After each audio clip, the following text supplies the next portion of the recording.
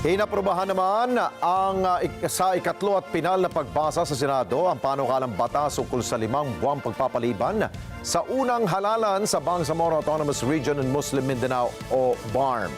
18 senador ang bumoto pabor sa Senate Bill 2942 habang si Senate Minority Leader Coco Pimentel lamang ang tumutol.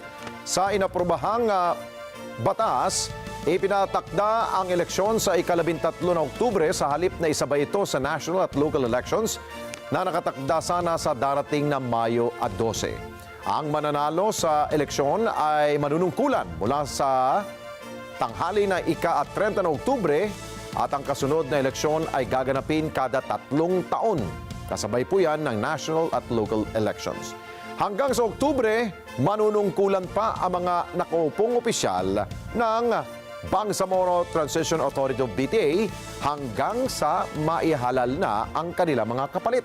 Ang nakapaghain ng Certificate of Candidacy para sa halalan sa BARM ay otomatikong kandidato na sa Oktubre at hindi na tatanggap ang COMELEC ng mga bagong maghahain ng kanilang kandidatura.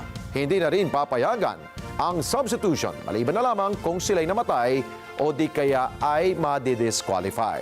Bagamat bumoto ng pabor dito, hindi kontento si Senador Juan Miguel Zubiri dahil 1 taon ang kanyang isinulong na pagpapaliban ng BARM elections upang mapag-aralan ang composition ng Parliament ng BARM dahil magiging butas ang 7 pwesto nito para sana sa lalawigan ng Sulu na idineklara na Supreme Court na hindi sila saklaw sa naturang rehiyon. Maraming salamat sa inyo pong pagsubaybay sa Mata ng Agila Primetime. Para malaman ang matatag, matapang at matapat na mga balita, i-follow lamang at mag-subscribe sa @Net25 TV.